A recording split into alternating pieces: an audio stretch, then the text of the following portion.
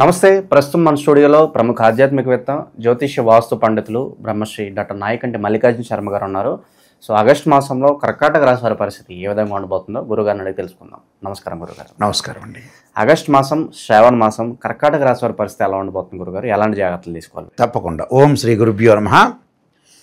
August నెలలో కర్కాటక రాశి వాళ్ళ యొక్క ఫలితాలు చెప్పుకునే ముందు ఏ గ్రహాలు ఏ రాశుల్లో ఉన్నాయో ముందుగా తెలుసుకుందాం. ముఖ్యంగా గురువు శని వక్రగతిలో ఉండటం, మీనరాశిలో సంచారం చేయటం, గురు శుక్రుల యొక్క కలయిక మిథున రాశిలో సంచారం చేయటం, ఆగస్టు ద్వితీయార్థంలో శుక్రుడు కర్కాటక రాశిలోకి వెళ్ళిపోవటం, రవి బుధులు కర్కాటక రాశిలో ఉండి ద్వితీయార్థంలో రవి సింహరాశిలోకి సంచారం చేయటం, సింహంలో కేతువు, కన్యలో కుజుడు, కుంభంలో రాహు యొక్క సంచారం అనేది ఉంది. అయితే ఈ సంచారంలో ముఖ్యంగా ఈ గ్రహాల విషయంలో మనం చూసుకున్నట్టయితే ఇవన్నీ కూడా గోచారీత్యా చెప్పబడే ఫలితాలు. అసలు కర్కాటక రాశి వాళ్ళకి ఏ విధంగా బాగుంటుంది అని చూస్తే కర్కాటకం సింహం కర్కాటకం సింహం కన్య అంటే తృతీయ స్థానంలో కుజుడు యొక్క సంచారం. తృతీయ స్థానంలో కుజుడు చాలా బాగున్నాడు. ఏం చేస్తాడు కుజుడు అని మనం చూస్తే కర్కాటక రాశి వారికి పంచమాధిపతి అయిన కుజుడు తృతీయ స్థానంలో ఉండటం చాలా మంచిది. అలానే కర్కాటక రాశి వాళ్ళకి ముఖ్యంగా దశమాధిపతి కూడా కుజుడు అయ్యాడు. ఈ కుజుడు తృతీయంలో ఉండటం వల్ల చాలా కాలం నుంచి ఉన్న ఏదైతే కోర్టు సమస్యలు ఉన్నాయో అవన్నీ కూడా పరిష్కారం దొరుకుతాయి. భూములు, ఇళ్ళు ఇలాంటివన్నీ కూడా కొనుగోలు చేయటం, అలానే స్థిరాస్తి అభివృద్ధి జరగటం, మనకున్న ఏదైతే ఆస్తులు ఉంటాయో ఈ ఆస్తులన్నీ కూడా పెరిగే సూచనలు బాగా ఎక్కువ ఉంటాయి. అంటే స్థిరాస్తి డెవలప్మెంట్ అవుతుంది. అంటే ఎప్పుడో మనం కొనుక్కున్న ఫ్లాట్ కానీ స్థలం కానీ ఇవన్నీ కూడా బాగా డెవలప్మెంట్ అయ్యే అవకాశాలు ఎక్కువ ఉంటాయి. అంటే కుజుడు వల్ల మంచి ప్రయోజనం కలుగుతుంది. కుజుడు ధరణీగర్భ సంభూతుడు అంటాడు. అంటే 3, 6, 11 స్థానంలో కుజుడు ఉంటే మంచివాడు. ఇక్కడ కర్కాటక రాశి వాళ్ళకి ఏంటంటే గోచారీత్యా 3వ స్థానంలో కుజుడు ఉన్నాడు. కుజుడు ఉండటం వల్ల ఏంటంటే చాలా మంచి జరిగే అవకాశాలు బాగా ఎక్కువ ఉంటాయి. అంటే భూ వివాదాలు పరిష్కారం అవుతాయి, కోర్టు సమస్యలు పరిష్కారం అవుతాయి, అన్నదమ్ముల మధ్యలో ఏదైతే డిస్ప్యూట్స్ ఉన్నాయో ఇవన్నీ కూడా పరిష్కారం జరుగుతాయి. కాబట్టి కుజుడు మంచి గ్రహం ఇక్కడ. అంటే కుజుడు వల్ల చేసే మేలన్నీ కూడా మంచి జరుగుతుంది.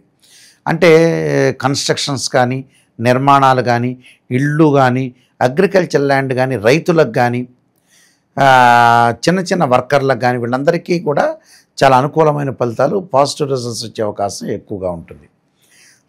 కర్కాటక రాశి వాళ్ళ కుజుడు మంచివాడు, వెరీ క్లియర్. మరి మిగతా గ్రహాల యొక్క స్థితి ఏమిటి అనేది కూడా చూసుకోవాలి కదా. అయితే కర్కాటక రాశి వాళ్ళకి ముఖ్యంగా వ్యయ స్థానంలో శుక్రగ్రహం, కొంత వివాహ ప్రయత్నాల్లో కొంత ఆలస్యం జరిగే అవకాశాలు ఎక్కువ ఉంటాయి. ఆ శుక్రుడితోటి కంజంక్షన్ అయ్యి గురువు కూడా ఉన్నాడు. గురువు ఉంటంట ఆర్థిక పరంగా ఏదైతే తలపెట్టిన పనులన్నీ ఉంటాయో కొద్దిగా ఆలస్యం జరుగుతాయి.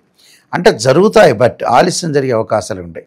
ఫైనాన్షియల్ పరంగా మటుకు అనవసరమైన ఖర్చులకి వెళ్ళకూడదు.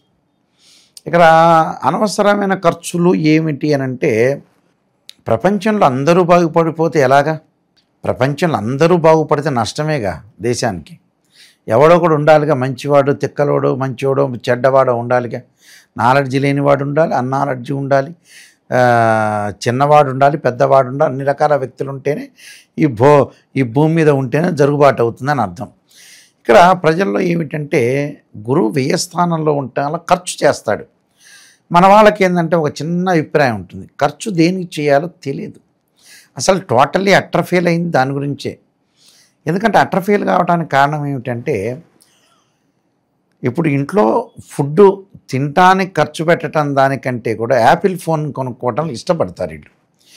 ఆరోగ్యం బాగలేదయ్యా, బీపీ షుగర్ ఉంది, ట్యాబ్లెట్ వాడండి అంటే మెడ్ప్లస్లోకి వెళ్ళి అపోలోకి వెళ్తే ఈ 200, 300 అవుతుందని చెప్తారు. వద్దులే అనుకుంటాడు. వద్దులే అనుకొని వాడేం చేస్తాడు, ఏదో రకంగా ఆ డబ్బులు వేరే వాటికి వినియోగం చేస్తుంటాడు. అనవసరమైన లగ్జరీ ఐటమ్స్కి ఏదో సెల్ కొంటామో, లేదా టీవీ కొంటామో, లేదా అటు ఇటు తిరగటమో వాటికి ఖర్చు చేస్తుంటాడు. అంటే తెలియదు అతనికి. తెలియదని కాదు, తెలిసినా అర్థం కాని స్థితి అది. అలాంటి స్థితి అనేది ఉండకూడదు. డబ్బు ఎక్కడ ఖర్చు చేయాలో అక్కడే ఖర్చు చేయాలి. అది మన వాళ్ళకి కొంత టోటల్గా ఒక 60 to 70% ఫెయిల్ అయ్యారు ప్రపంచంలో. అది తెలియవట్ల. అది చాలా ఇంపార్టెంట్. ఎక్కడ ఖర్చు చేయాలి, ఎక్కడ చేయాలో అనేది తెలియదు. ఇప్పుడు మనం ఫంక్షన్ హాల్కి వెళ్తుంటాం, పెళ్ళిళ్ళు గ్రాండ్గా జరుగుతాయి, అన్నీ బ్రహ్మాండంగా డెకరేషన్ కొడతాడు. 50 లక్షల రూపాయలు 50 లక్షల రూపాయలు 50 lakhs తోటి ఫంక్షన్ హాల్ తీసుకుంటారు. ఫంక్షన్ హాల్ తీసుకున్న తర్వాత సమయానికి ముహూర్తానికి చేయడు. ఏం లాభం? అన్ని రకాల ఐటమ్స్ పెడతాడు. ఒక 200-300 రకాల ఐటమ్స్ పెడతారు. పెట్టినా కూడా అవి తినరు, కొంతమంది బయటపడేస్తారు. అంటే వీడు సమయాపాలన చూడ్డు. చివరికి అన్ని పెడతారా, ఆ పూజకి వెళ్ళేటప్పుడు ఆ బ్రాహ్మణ్ణి పిలిచిన తర్వాత అక్కడ వస్తువులు ఉండవు. అంటే అసలు విషయం ఏదైతే ఉంటుందో ఉండదు. తెలంగాణలో ఒక సామెత ఏదో ఉంది, అసలు సిసలు గయా అన్నట్టుగా. అసలు వాటికి పెట్టుకోరు. అలాంటివి కొన్ని జరుగుతూ ఉంటాయి యాక్చువల్గా అయితే. అంటే లైఫ్లో ఏదైతే మనం చేయాలనుకున్నామో అలాంటివి చాలా ఇంపార్టెంట్గా చూడాలి. ఇంకొకటి ఏం చేస్తాడు, పెళ్లి సంబంధం హైదరాబాద్ నుంచి విశాఖపట్నంలో అమ్మాయి ఉంది అబ్బాయి ఉందంటే, ఈ విశాఖపట్నం ఛార్జీలు ఎందుకు అనుకుంటాడు వీడు. ఆ ఛార్జీలు అమ్మాయిని చూడాలి, అబ్బాయిని చూడాలి, వాళ్ళు లాంగ్ రన్లో ట్రావెల్ చేయాల్సిన వ్యక్తులు కదా. అలా చూడకుండా వీడు ఏం చేస్తాడంటే చక్కగా 70,000 పెట్టి సెల్ ఫోన్ అయితే కొంటాడు. ఇక 1,00,000 రూపాయలు పెట్టి ఫోన్ కొంటాడు, 1,00,000 రూపాయలు పెట్టి ఫ్రిడ్జ్ కొంటాడు. ఇలాంటి సన్నివేశాలు ఎక్కువ ఉంటాయి వీళ్ళలో. అంటే ఇలాంటివి వ్యయస్థానంలో గురువు ఉండటం వల్ల వాళ్ళని అలాగా స్థితికి చేస్తూ ఉంటుంది. కాబట్టి ఎక్కడ ఖర్చు పెట్టాలో ఎక్కడ ఖర్చు పెట్టకూడదో చాలా జాగ్రత్తగా ఆలోచన చేసి ముందుకు వెళ్ళాలి. అలానే 12వ స్థానంలో శుక్రుడు కూడా గోచారిత్య అనుకూలమైనది కాదు. వివాహ ప్రయత్నాలు సఫలీకృతం కాకపోవటం, దగ్గరికి వచ్చినట్టు వచ్చి వివాహాలని వెనక్కి వెళ్ళిపోవటం ఒకటి. అలానే స్త్రీ మూలకంగా కొన్ని చిన్న చిన్న డిస్ప్యూట్స్ వచ్చే అవకాశాలు ఎక్కువగా ఉంటాయి. అందువల్ల శుక్రగ్రహం కూడా పెద్దగా అనుకూలంగా లేదని చెప్పుకోవచ్చు ఈ రాశి వాళ్ళకి. అయితే ఇక్కడ రవి బుధులు కొంత మిశ్రమైన ఫలితాన్ని ఇస్తాడు కర్కాటక రాశి వాళ్ళకి. అంటే కర్కాటక రాశి వాళ్ళకి రవి బుధులు కొంత మిశ్రమైన ఫలితాన్ని ఇచ్చి వ్యాపారాన్ని మటుకు కొంత కొనసాగిస్తాడు. భాగస్వామ్య వ్యాపారం కొంత కలిసి వచ్చే అవకాశం ఒకటి ఉంటుంది. అయితే శనిగ్రహానికి మనం చూసుకునేటట్టయితే కర్కాటక రాశి వాళ్ళకి కొంత ఆరోగ్యపరంగా ఇబ్బందులు రాకుండా చూసుకోవడం చాలా మంచిది.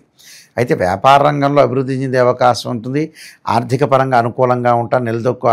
ఆర్థిక పరంగా నిలదొక్కుంటారు, కానీ డబ్బులు ఖర్చు చేయకూడదు, ట్రాన్సాక్షన్స్ చేయకూడదు, ఎక్కడ పడితే అక్కడ ఇవ్వకూడదు. దేనికి ఇవ్వాలో దానికి మెజర్మెంట్ లాగా ఆలోచన చేసి చేయటం అనేది చాలా ఇంపార్టెంట్ ఇక్కడ.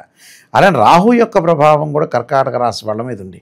ఆరోగ్యం ఉన్నట్టుండి కొద్దిగా మారిపోతూ ఉంటుంది సిచ్యువేషను. ఎందుకంటే కర్కాటక రాశి వాళ్ళ అష్టమ స్థానం రాహు. అలానే శని యొక్క ప్రభావం కూడా కొంత అనుకూలంగా లేదు. కాబట్టి హెల్త్ ఈజ్ వెల్త్ అన్నారు, హెల్త్ ఈజ్ గ్రేట్ లక్ అన్నారు. ఆరోగ్యాన్ని చూసుకొని ముందుకు వెళ్ళాలంటే ఆరోగ్యం బాగుంటే వివాహం అవుతుంది, ఆరోగ్యం బాగుంటే డబ్బు సంపాదించగలరు, ఆరోగ్యం బాగుంటే చదువుని చదువుకోగలుగుతారు. అంటే ఇవన్నీ ఇంటర్లింక్లు ఏంటంటే ఆరోగ్యమే.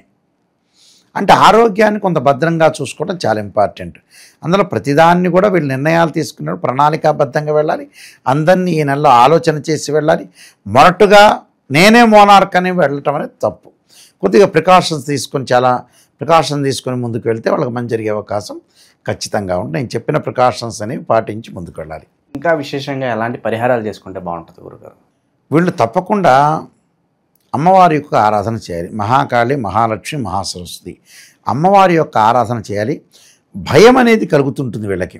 ఈ భయం పోగొట్టడానికి ఆంజనేయ స్వామి యొక్క ఆరాధన.